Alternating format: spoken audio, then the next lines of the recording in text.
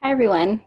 I hope you're all staying safe and healthy. My name is Ashley, and I'm part of the group Babes with Brains. And today, we'd like to give you an introduction that will not only explain, but will inform you, help you understand, and recognize some key components in political communications. With any election, whether it be past or whether it be present, we all have one goal, and that's to elect a new official to lead our great country. So, in a time when we should all be coming together, why does it seem like the process has become so clouded? As adults, most of us have the capability of voting or being part of some type of decision-making process. We want you to understand and be able to recognize the different ways that you could be influenced to think in someone else's favor. In this speech, we're going to tell you about the different ways political communications can influence your opinion and behavior. Each of us have researched and analyzed a sub-theory of political communications. By doing this, we've gained the insight and the knowledge to thoroughly understand and explain how someone's thoughts or opinions can be altered due to different tactics. There are many components and variants to communications. Political communications is identified as a subfield of communications, and today we're going to explain 6 different theories of its own and the way they might affect potential voters. First, myself, Ashley, I'm going to start off by talking about media effects and political campaigning. Second, Rebecca will cover framing theory. Third, Kinsey will describe the spiral of silence. Fourth, Sandra will discuss two-step flow theory. Fifth, Charisse will give details about the selective exposure theory. And lastly, Dulce will talk about the theory of reason action. I'd now like to start off by informing you about the media effects in political campaigning and explain the role it has in political communications. First off, we'll start off by talking about the psychological mechanisms. Cue-based persuasion is a big one. It's used as a psychological tool that can actually affect someone's behavior. Usually these cues will mirror and target a person's own likeness. The campaigner uses this strategy and hopes that the audience of these cues begin to assimilate and feel like, hey, I can relate. That sounds like me. These cues can be delivered during speeches or like when a pitch is made over a debate, anything like that. Usually you're going to see it on commercials or on TV or on the radio, and it can be derived or targeted towards race, gender, and even your own emotions. This starts getting into the head of the voter and can make changes to their attitude and even their opinion towards speakers and their opponents, ultimately forming an opinion that was planted and nurtured not by their own free thought, but by the psychological tactic of the speaker. Iyengar and Valentino wrote that the evidence from the attitude change research indicates that everyday situations involving efforts to persuade cue-based processing was predominated. What this basically boils down to is a pivotal point where the audience or neutral party makes their decision and takes their side, accepting or rejecting the candidate and their credibility overall. Next, we'll talk about ads in the media. Let's think for a minute whether or not the use of media, such as negative ads, has ever affected you. Has it swayed your opinion, or has it made you feel any certain way about voting? Well, according to Friedman and Goldstein in 1999, exposure to negative ads actually appeared to increase the likelihood of voting. So we'll think about it another way. It's normal and it's expected to encounter ads for just about anything, anywhere you go, and at any time of day or night. We've all stayed up and seen all the infomercials all night long, right? Well, these can be seen on TV and the internet and heard on the radio anytime, just like that. Most of the time, these ads, they're going to tell you who the runner is, what they advocate for or against, and they'll tell us why we should feel that they should be elected. They'll also tell us about their opponents and why we shouldn't elect them. In Elements of Reason, Iyengar and Valentino again explained how politicians take major advantage of this by using a method known as saturation bombing. This is where a very large number of ads is put out over a point of time. And it covers a more broad spectrum rather than just targeting one audience or one small area. When they explained this, they also provided an example that said that during 1996, a campaign for the major presidential election, there was over 5,700 advertisements in the Los Angeles media market alone. That's a lot. So another avenue that can be explored is social media. There's opportunities to create and engage with an audience, and they're endless in current times. Platforms can be used to now reach people who may not usually get their information from the news. at times there weren't very many young people who would watch the news. We especially in most recent years have seen our own political leaders, such as the President of the United States, hint, hint, Obama or Trump, they actually use outlets such as Twitter.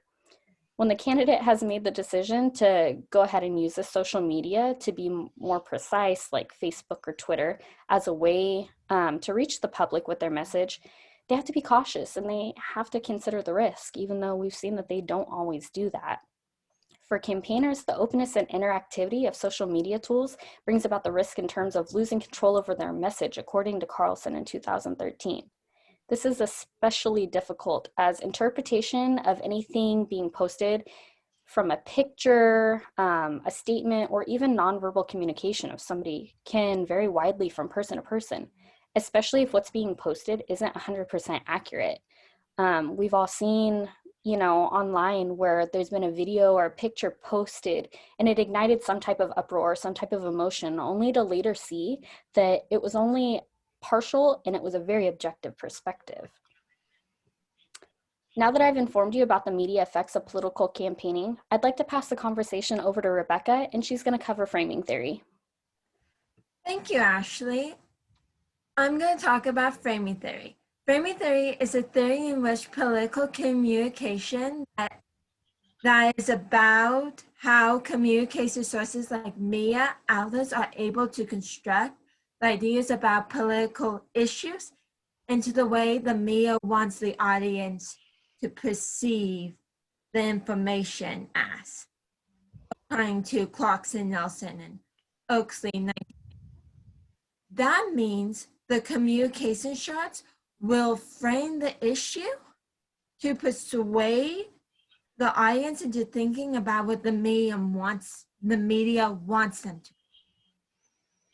Framing is not only another word for persuasion, but it's how information is given to the public that the media frame the issues to their view. Next slide, please. According to Weaver 2007, the term frame is used for its ambiguity that can be applied to any message that the media puts out. News and media outlets would take any issue that they want to frame in either a positive or negative way that the media will share with the audience. The effect of framing is how the audience is able to perceive the message that the media wants to give to the public.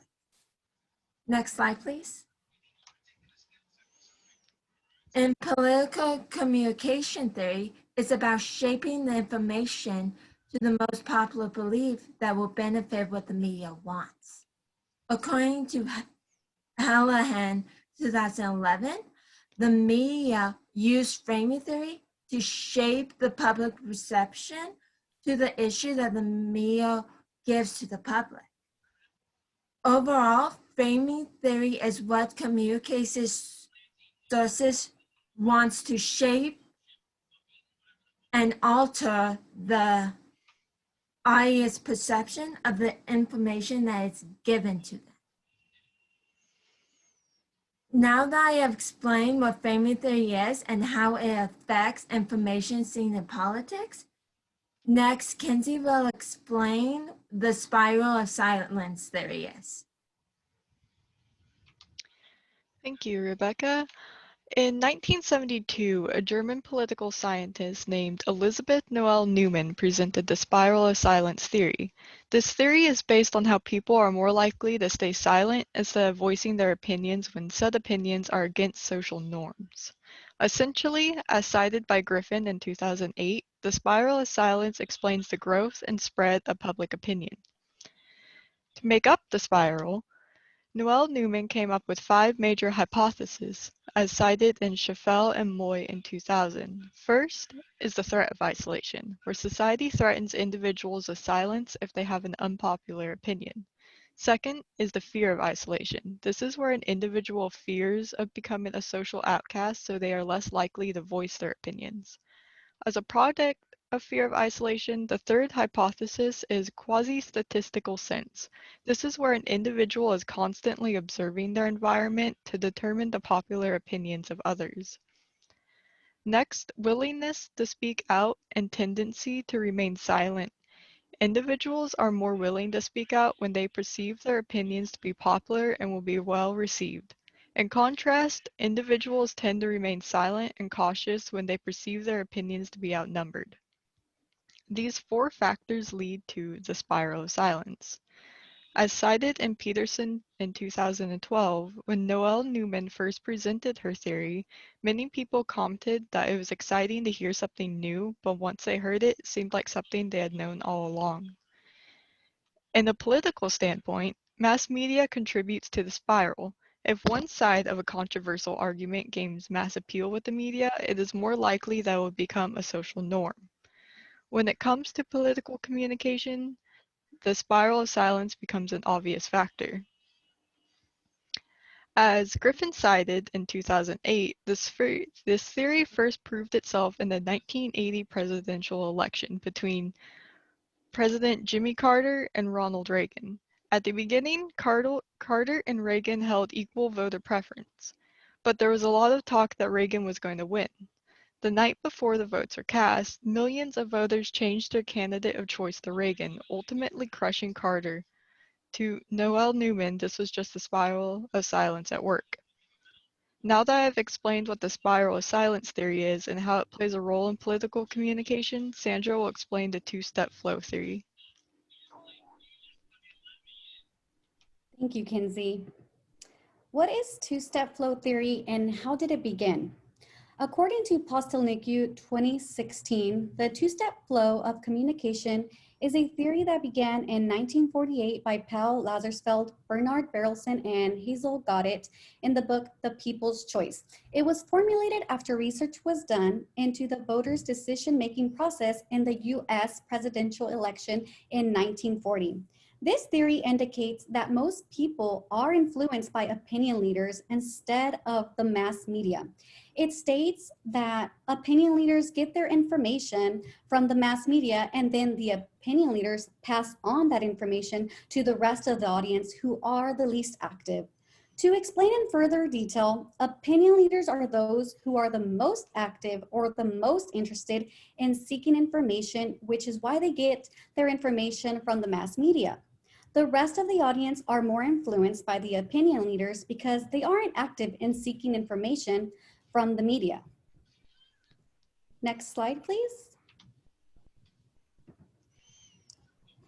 Going back to the 1940 voters election, the two-step theory proved that people were more influenced by those around them, like their friends, family, and close circle than by the media itself. This close circle would act as the opinion leaders. However, some studies have found this theory questionable. Are those that are least active really not influenced by the mass media? Studies have found that if those audiences that are the least active have no connection to any opinion leaders around them, then they too would be more influenced and get most of their information from the media. This is according to Robinson in 1976. One of the reasons opinion leaders make a huge impact in passing on information to the rest of the population is because when the audience receives the information themselves from the media, they are uncertain whether they believe that information. Therefore, they tend to rely on the recommendations given by opinion leaders, as said by Nisbet and Kocher, 2009. Not only do opinion leaders pass on information to the rest of the audience, but they can also help guide you in political participation. They can influence you to vote, and they can also help guide you on how to respond or act to a certain issue. Many people are influenced by opinion leaders and may not even be aware of this. Now that I have covered two-step flow theory, next, Charisse will speak on the exposure theory. Thank you, Sandra. So now we're all wondering, what exactly is the selective exposure theory? So it's kind of what it really just sounds like. What it is when people both unconsciously and consciously look for information that don't challenge their viewpoint, as said by Parmley and Bitcher, 2012. So now, in topics such as politics, people tend to lean towards information that only supports their party. There are many times where the media also release information benefiting and none that would really belittle a certain party, but many times it's kind of just goes both ways. So now, why exactly do people do it? Why do they tend to let themselves be exposed to this selected information? So one of the really big reasons is because some people just don't like to be proved wrong. They don't like having their viewpoint being challenged. Even though the media does take a big part of this, people themselves are choosing to see only one side, the one side or part that favors their party or view. So, like Kate and Holtz Baca 2007 said, people also tend to take interest in political information that raises some sort of curiosity as well. So, let's say it's information that's belittling someone else's political party. You're going to think about that and be like, hey, that's really interesting. Why don't I go research that some more? Or if it's something that says, well, your political party is the best because et cetera, and et cetera, you're going to think, yeah, that's right, because it's what's said in the article. So even though these information can be one-sided too, it's really people choosing to be exposed to that selective information. Whether or not they decide to research is really on to them. So now, are there really any benefits to this theory? Yes. Next slide, please.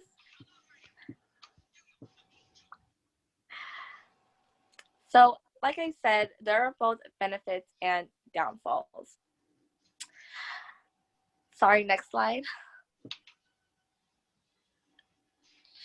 So, one good thing about this theory is that with more media exposure, there's actually more people starting to see political information. So, more news, more articles, a lot of people start seeing it and they're like, hey, like, what's going on? What is this?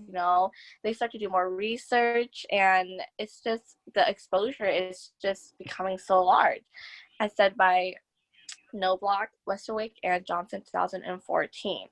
So even though it does help with promoting political knowledge, that doesn't mean it's actually all good and well. People who practice this theory can still stay closed-minded.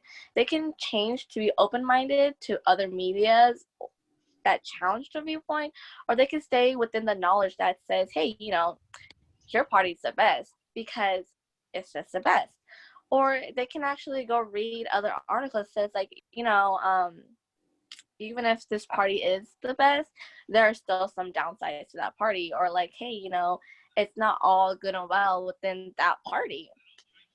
So, like I said, with media exposure being more common, it's normal for people to see more articles and information being put out there, whether they're biased, unbiased, it's really just up to the person to decide whether they want to be exposed to that information or not.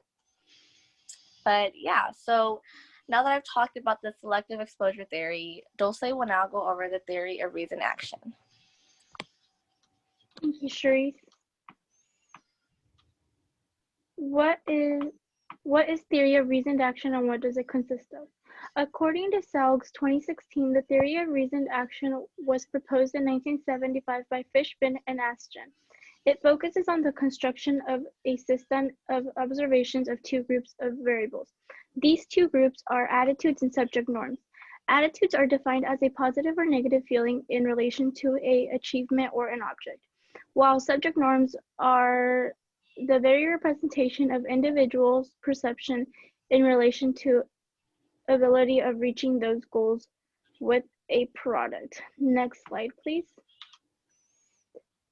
Which brings me to my next 3 points about the theory of reasoned action.